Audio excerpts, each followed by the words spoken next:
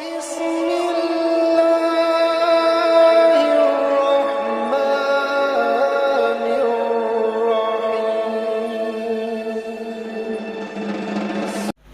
jadi segala model ilmu kekebalan jadi jangan dipamerkan. Al-Maghfurlah Bapak Maulana Syekh tembus.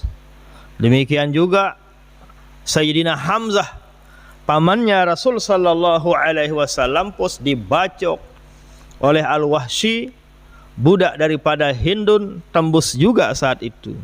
Meninggal dunia Sayyidus Syuhada Sayyidina Hamzah, pamannya Nabi besar kita Nabi Muhammad sallallahu alaihi wasallam. Beliau dibacok atau digalah oleh Wahsy, budak daripada Hindun, di gunung yang terkenal dan yang fenomenal di kalangan jamaah haji dan umrah yang bertempat di Madinah Al-Munawwarah. Al-Maghfurlah Bapak Maulana Syekh sendiri beliau tembus, tapi yang tembus adalah temboknya. Al-Maghfurlah bercerita di Musalla Al-Abrar dulu, beliau menceritakan dirinya banyak sekali ujian, banyak sekali rintangan yang beliau hadapi tatkala berjuang membangun madrasah diniyah Islamiyah di Pancor dulu. Di antara cerita-cerita beliau yang ngeri adalah banyak sekali ahli-ahli sihir yang menguji, mencoba kekebalan, keilmuan, kekeramatan daripada guru besar kita Al-Maghfurlah Bapak Maulana Syekh. Sampai Bapak Maulana Syekh dulu ya berada di kamar kecil, berada di hammam, berada di kamar mandi. Tatkala beliau, ya meneklah bahasa kita, tatkala beliau berada di WC, apa yang terjadi? Tiba-tiba ada pedang yang masuk, tapi yang tembus syukur temboknya. Tembok ini tembus, pedang ini menembus tembok jedingnya Al-Maghfurlah Bapak Maulana Syekh, tapi tidak kena badan atau jasad daripada Al-Maghfurlah Bapak Maulana Syekh. Jadi bahasa kita mungkin posisi duduknya Bapak Maulana Syekh seperti ini, tapi pedangnya agak depan, jadi tidak kena badannya. Temboknya tembus, Al-Maghfurlah memang tidak tembus. Yang tembus temboknya, tapi lindungan dari Allah Subhanahu wa taala adalah di depannya. Andikan mengena badannya, wallahu alam. Apakah beliau akan tembus? Wallahu alam. Jadi makna dari semua tadi bahwa yang namanya ilmu kekebalan itu memang bukan untuk dipamerkan, karena dikhawatirkan nanti ada unsur riya, ada unsur pamernya. Sementara orang yang riya, orang yang pamer, istilahnya dalam hadis namanya mura'in namanya. Apa arti mura'in? Orang yang pamer. Di dalam hadis yang diriwayatkan oleh Abdullah bin Abbas radhiyallahu taala anhuma, diceritakan lamma khalaqallahul jannata, tatkala Allah Subhanahu wa taala menciptakan surga, lamma khalaqallahul jannata faqala Allah taala lil jannati takallami. Selesainya Allah, setelah Allah selesai menciptakan surga, Allah memerintahkan kepada surga, silahkan surga takallami, apa milik embasen itu, apa yang engkau kehendaki silahkan berbicaralah hai surga. Apa jawaban dari surga?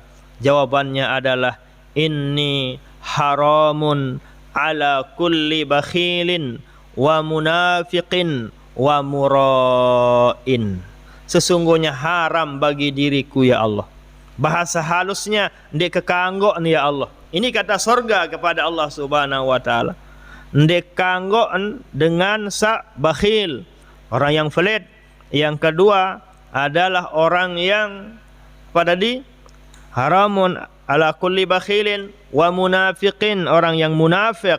Yang ketiga adalah wa mura'in, orang yang pamer. Nah, jadi orang yang pamer, Allah surga tidak akan menghendakinya. Dia tekanggo si surga dengan sa pamer. Dari itulah kesaktian, kekeramatan, kekaotan, itu semua dilarang oleh Allah, dilarang oleh Rasul sallallahu alaihi wasallam untuk kita pamer dan pamer. Kecuali niatnya hanya untuk pembuktian agar orang semakin yakin, untuk sekali dua kali itu tidak menjadi permasalahan. Tapi kalau dipamerkan, dipubliskan, disiarkan, kayaknya nanti dia khawatirkan tembus dia. Karena ilmu-ilmu seperti itu bersifat sugesti. Terkadang kebal di sana, kau di sini orang lain yang tonjok dia, tembus juga dia. Inilah contohnya dari cerita yang saya sampaikan tadi. Sayyidina Hamzah, pamannya Nabi, Masya Allah, Sayyidus Suhada, tembus dia, dibacok oleh Wahsy, yaitu salah satu budak daripada Hindun pada waktu itu, yang Wahsy ini belum Islam pada waktu itu. Akan tetapi setelah membunuh pamannya Nabi besar kita Nabi Muhammad sallallahu alaihi wasallam, beliau menyesal dan menyesal dan menyesal. Akhirnya dia masuk Islam. Nah, jadi sekalipun demikian kelakuan perilaku daripada Wahsy, tapi dia tetap menjadi orang beriman. Sebesar dosa apapun yang dia lakukan sebelum beriman, maka setelah dia beriman, dosa salahnya akan diampuni oleh Allah Subhanahu wa ta'ala. Dari itulah demikian juga guru besar kita Al-Maghfurlah Bapak Maulana Syekh, beliau juga dibacok, tapi yang tembus adalah temboknya, bukan Al-Maghfurlah Bapak Maulana Syekh.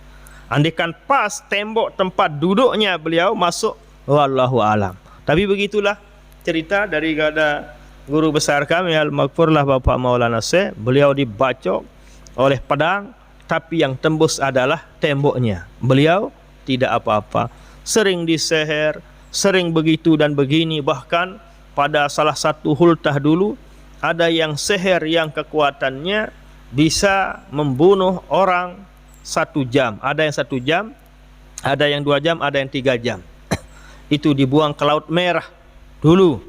Ada salah satu guru kami di Aliyah dulu, namanya Syekh Abdul Qadir namanya, orang Kelayu. Itu salah satu yang diperintah oleh Al-Maghfurlah untuk membuang seher yang begitu dahsyat. Jadi seher itu ada di Al-Quran. Jadi terkadang orang terlalu saleh ngajinya, tidak ada seher katanya. Itu bahaya. Tidak boleh kita ingkari tidak ada seher. Seher itu memang ada dari sejak zaman Nabi Allah Sulaiman alaihissalam. Wa ma kafara Sulaiman walakinna syayatina kafaru yu'allimuna an-nasa seher. Jadi bukan Nabi Allah Sulaiman yang mengajar kepada kekafiran, akan tetapi syaitanlah yang mengajar orang kepada kekafiran dengan cara dia ajar orang seher. Nabi besar kita Nabi Muhammad sallallahu alaihi wasallam, penyeher beliau atau yang menyeher beliau namanya Labid. Itu terkenal di kitab-kitab tafsir. Tatkala nanti kalian aji kitab-kitab tafsir di ma'had, nanti aji tafsir Jalalain, apalagi sudah level tinggi aji tafsir Ibnu Katsir, di sana akan dijelaskan yang menyeher Nabi besar kita Nabi Muhammad sallallahu alaihi wasallam namanya adalah Labid. Seher tidak boleh diingkari. Memang ada seher itu. Maksud daripada tidak boleh kita yang tidak boleh adalah menuduh orang yang menyeher kita tanpa ada bukti, tanpa ada Anda lihat. Ya, seher, itu yang tidak diperbolehkan. Tapi mengingkari seher ya jelas sama halnya dengan mengingkari cerita Al-Quran.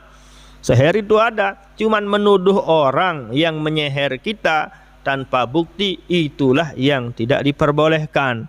Akan tapi kita lihat dia caranya seperti ini, tanam ini, tanam itu, ya tidak apa-apa. Boleh kita tuduh dia untuk menyeher Anda atau menyeher kita nantinya.